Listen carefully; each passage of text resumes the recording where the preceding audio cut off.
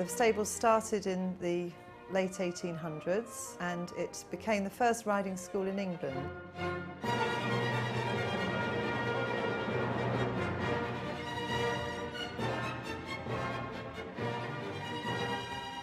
We hold open days once a month and they're a really good opportunity for people who've been thinking about getting back to riding to come along and meet us, introduce themselves and find out really what we have to offer here.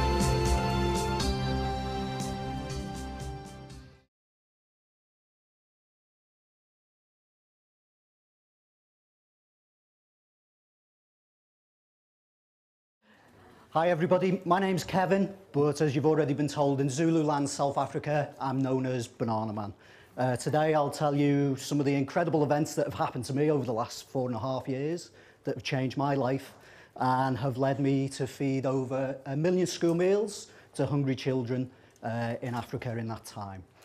I guess the best way for me to speak is just tell you a story as it began. Back 4.5 years ago in February 2005, I was sitting at home one cold night. My wife had gone out with our 2 young children and I was sitting down to eat my tea. As I did, a TV documentary came on about AIDS orphans in Africa, and usually I'd just turn over because I would have absolutely no interest in that type of programme. I found them depressing. But the remote control was the other side of the room, so in an act of lazy apathy, I sat there and watched. As I did, I watched a young boy witness his father die in front of his eyes. His mother had already died of AIDS the year earlier, and he was sent out of the hospital to walk back to his mud hut where he had no food, no water.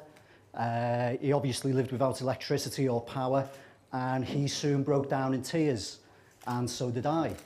The programme continued, as did the scenes of inhumanity. And as they did, I'm not religious, I don't go to church, but I found myself angrily arguing with God, saying, why do you allow this to happen? And my consciousness said to me, why do you?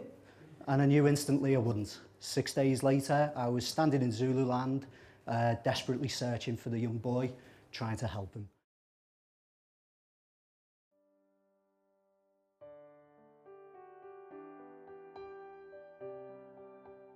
Hello, I'm Lynn McTaggart, and I'm editor of this journal, What Doctors Don't Tell You. I've also written a book by the same name. I've been producing this title for 20 years, and it's been read by thousands and thousands of people around the world every month. Even in this age of the web, we still produce material about health and medicine that you aren't going to see anywhere else. That's why our research has helped many people regain their health when doctors said there was no hope. You could say we cherish the challenge of medicine's lost causes because we dig that little bit deeper and we go that extra mile. We know there's a solution to almost every health problem, and it's been our quest for the past 20 years to find it.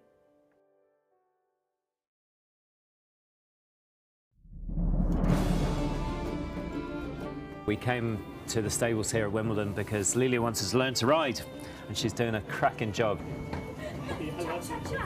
I always wanted to do it, and it's a great opportunity to be learning from somebody like Richard, and to be here as well. You know, everybody's really lovely, and the horses are really calm, so I guess it's a great place to start because I've never really ridden before. I was doing the trot for the first time, the rising trot, and Richard said I was not too bad. Lilia's balance is very, very good. Unfortunately, I couldn't say the same for mine on the dance floor. Richard did extremely well. It's so hard to learn to dance for anybody, I think. And this year it's been harder than ever because we had to learn 2 dances.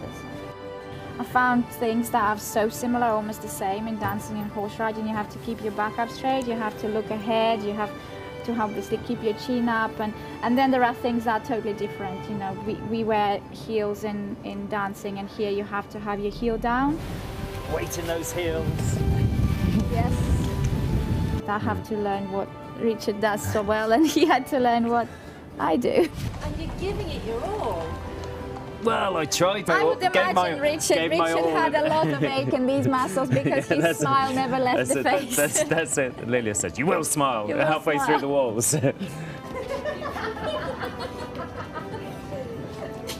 yes, that one.